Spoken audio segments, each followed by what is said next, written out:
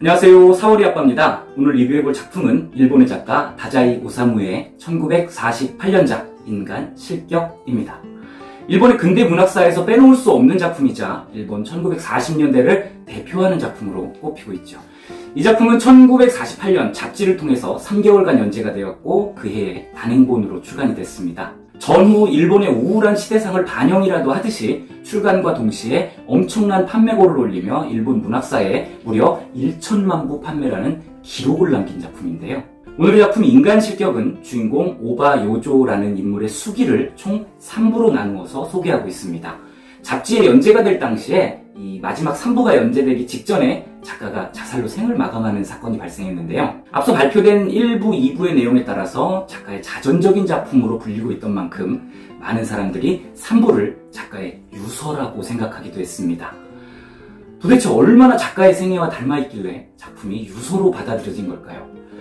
오늘 영상은 먼저 작품의 줄거리를 같이 알아본 뒤에 작가의 생애와 닮아있는 부분을 알아보고 작품에 대한 다양한 시각에 관한 이야기를 나누어 보는 순서로 진행하겠습니다. 그러면 지금부터 줄거리를 알아보시죠. 작품은 액자식 구성으로 진행이 됩니다. 작품의 처음과 끝을 이끌어가는 화자가 오바 요조라는 인물이 남긴 3편의 수기를 읽어가는 형태인데요. 화자가 3장의 사진을 보면서 불쾌함을 느끼는 것을 시작으로 사진 속 인물인 오바 요조의 시점에서 이야기가 진행이 되고요. 마지막에 다시 사진을 보던 화자의 시점으로 돌아옵니다. 첫 번째 수기는 주인공의 암울한 어린 시절 이야기입니다. 요조는 도호쿠 지방의 한 부잣집 막내 아들로 태어났습니다. 하지만 그에게도 그만의 어려움이 있었으니 사람에 대한 두려움과 불안입니다. 남들이 무슨 생각을 하고 있는지 늘 타인의 평가가 두렵습니다. 그러던 그는 두려움을 극복할 방법을 생각해냈죠. 바로 상대가 원하는 모습에 자신을 끼워 맞추는 삶입니다. 그렇게 그는 광대 노릇을 하면서 사람들 사이에 끼어들어 사람들을 웃기기 시작을 했어요. 번역에 따라서 익살, 광대짓 등으로 표현을 하기도 하는데요. 저는 오늘 영상에서 광대 노릇이라는 말을 사용할게요. 요조는 비상한 두뇌로 광대 노릇을 통해 자신의 태도와 행동을 거짓으로 일관하면서 결국 타인들로부터 호감을 얻어내는 데 성공합니다. 요조의 겉모습은 장난기 가득한 웃긴 아이였죠. 하지만 속으로는 인간에 대한 불신과 세상에 대한 불신이 더해가는 암울한 어린 시절을 보냈습니다. 두 번째 수기는 요조가 중학생이 된 시간대의 이야기로 시작이 됩니다. 요조는 여전히 광대 노릇을 하면서 자신을 감추고 있어요. 꽤나 성공적으로 자신을 감춘 덕분에 인기도 많고 장난기가 넘치는 사람으로 알려져 있습니다. 그런데 단 한 사람, 다케이치라는 아이는 달랐어요. 그 아이는 요조가 겉과 속이 다른 아이라는 것을 아무래도 알아챈 듯 말을 건넵니다. 너 일부러 그랬지. 요조는 다케이치가 자신이 겉과 속이 다르다는 이야기를 발설할 것이 두려워서 그와 친구가 되고 그와 꼭 붙어 다니기 시작했어요. 이후 다케이치가 요조에게 예언과도 같은 말을 하는데요. 너는 앞으로 훌륭한 화가가 될 거야. 앞으로 많은 여자들이 너에게 홀딱 반하게 될 거야. 시간이 흘러 고등학생이 된 요조. 다케이치와는 자연스럽게 헤어졌고요. 이제 미술을 배우고 있는 호리키라는 6살이나 많은 남자와 친구가 됐습니다. 그런데 이 만남은요, 요조의 인생을 생각할 때 좋은 만남은 아니었어요. 호리키는 방탕하고 퇴폐적인 삶을 추구하는 인물이었습니다. 요조 또한 그가 좋은 사람이 아니라고 생각을 했지만 이 인간에 대한 공포를 가진 요조는 결국 호리키를 거부하지 못하고 함께 어울리며 퇴폐적인 생활을 시작하게 되었죠. 잘생긴 외모의 요조는 많은 여자를 만났습니다. 그러다가 술집 여종업원 스네코와 교제가 시작됐죠. 얼마 후 스네코는 요조에게 같이 죽어버리자고 얘기를 하는데요. 그녀는 자기 삶에 염증을 느끼고 있었고 요조 또한 세상이 지긋지긋했기 때문에 두 사람은 함께 바다로 뛰어들어 동반자살을 시도했습니다. 하지만 스네코는 죽고 요조는 살았어요. 그 일로 요조는 수사를 받았지만 기소유예 처분을 받고 풀려납니다. 그리고는 한없는 비참함을 느끼죠. 이어지는 세 번째 수기는 동반자살 미수사건 직후에서부터 이어집니다. 그 일로 인해서 고등학교에서 퇴학을 당한 요조. 집과도 인연이 끊긴 상황. 무명 만화가로 일을 하면서 어렵게 살아가고 있습니다. 요조는 호리키의 집을 찾아갔다가 우연히 시즈코라는 여자를 만났는데요. 그녀는 남편과 사별을 하고 혼자서 어린 딸을 키우며 살고 있습니다. 요조는 시즈코와 동거를 시작합니다. 그렇지만 요조는 늘 술독에 빠져 있었어요. 술을 마시고 집으로 돌아온 어느 날 시즈코와 그녀의 딸이 행복하게 대화를 나누고 있는 모습을 본 요조. 나만 없으면 저 두 사람이 더 행복할 텐데 라는 생각이 들었어요. 그래서 요조는 그 길로 떠나버렸습니다. 이후 요조는 한 스탠드바에 머물던 중에 근처 담배가게 아가씨인 요시코를 만나 새롭게 동거를 시작하죠. 요조는 이 시기에 자신의 삶에서 처음으로 안정을 경험합니다. 요시코는 요조에게 신뢰를 주었고 요조 또한 이렇게 살다 보면 나에게도 행복한 가정이라는 게 생기진 않을까 하는 생각을 하기도 했는데요. 그렇게 성실하게 살아가고자 합니다. 하지만 그 행복은 오래가지 못했어요. 어느 날 요조는 요시코가 성폭행당하는 장면을 목격하게 됩니다. 그렇지만 요조는 그 모습을 지켜보기만 하면서 아무것도 하지 못하는 자신의 모습을 발견했죠. 그 일이 있은 후로 모든 일에 자신감을 잃고 또다시 끝없이 사람을 의심하기 시작한 요조. 또다시 술에 의존하기 시작을 했고 다량의 수면제를 복용하고 자살을 기도했지만 실패했습니다. 진통제로 주사를 했던 몰핀에 중독이 돼서 마약에 의존을 시작했고요.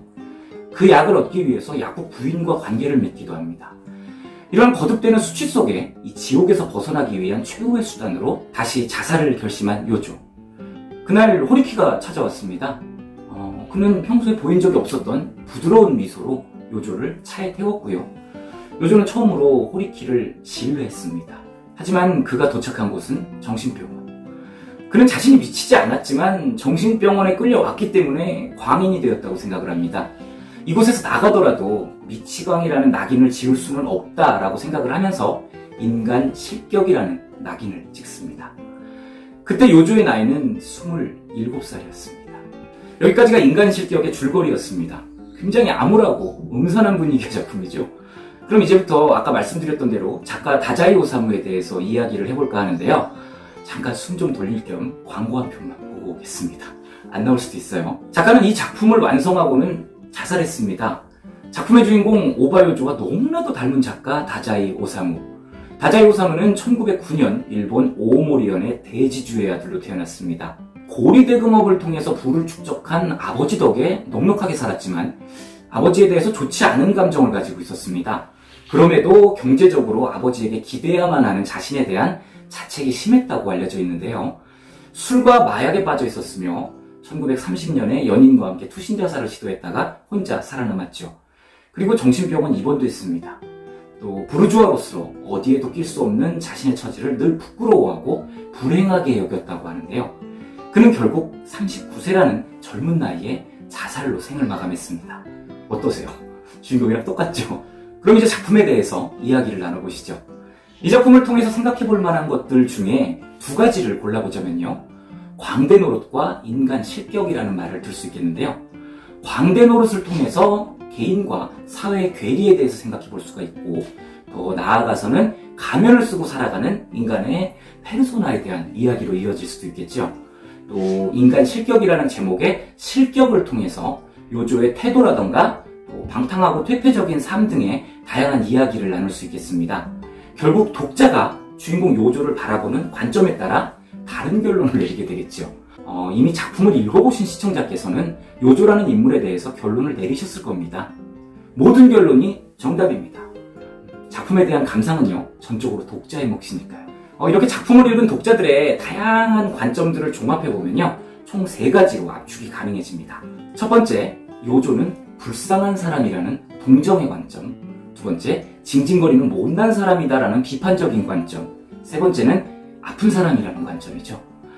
이번 영상에서는 아직 이 작품을 안 읽어보셨거나 읽은 뒤에 아직 결론을 못 내리시는 분들께 도움이 되고자 사월이 아빠의 개인 감상만 소개하지 않고요. 3가지 관점을 모두 다 소개해드리겠습니다. 볼라. 주인공 요조는 어떤 인물일까요? 우선 불쌍한 사람으로 보는 시선으로 이 작품을 생각해보시죠.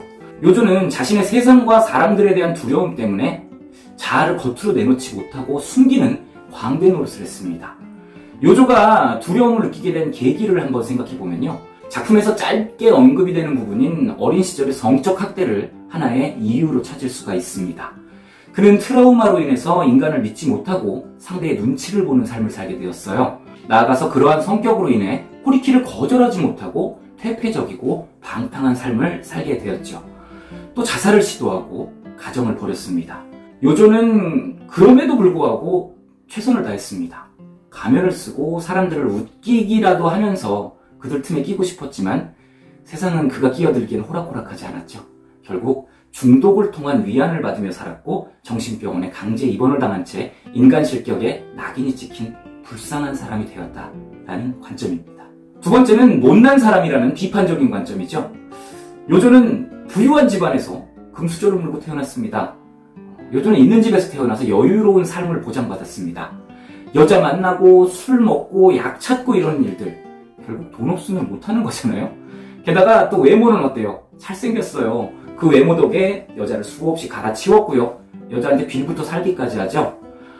어려서부터 제대로 고생 한번 안 해보고 자랐고 계속해서 누군가의 도움을 받습니다. 사람들과의 관계도요. 냉정하게 말해서 인기가 있었다고 볼 수 있어요. 결국 요조의 생각은 뭐다? 자기연민이었고 징징거림일 뿐입니다. 인간 실격이요? 네, 요조는 실격입니다. 나약한 인간을 동정하지 않겠다는 그런 관점인 거죠. 마지막으로 아픈 사람이라는 관점도 존재합니다. 불쌍한 사람하고는 큰 맥을 같이 하고 있는 얘기기는 한데요. 요조는 어려서부터 정서적으로 불안을 겪었고 점점 정신적으로 아파지기 시작을 한 거죠.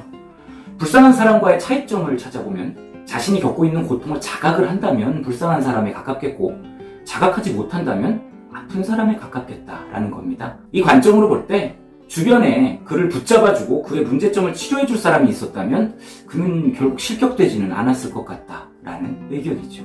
네, 이렇게 크게 총 3가지의 관점으로 감상을 정리해봤습니다. 여러분은 어느 쪽이신가요? 사월이 아빠의 개인적인 감상을 말씀을 드리자면 저는 비판적인 관점입니다. 네, 여기까지가 오늘 작품 인간 실격의 리뷰였습니다. 정신 깊은 곳에 있는 인간의 존재를 언급한 보기 드문 무서운 작품이었어요. 4월의 아빠는 또 다른 작품으로 여러분을 만나러 오겠습니다. 즐겁게 감상하셨다면 구독, 좋아요 꼭 부탁드리고요. 댓글, 알림 설정도 부탁드리겠습니다. 감사합니다.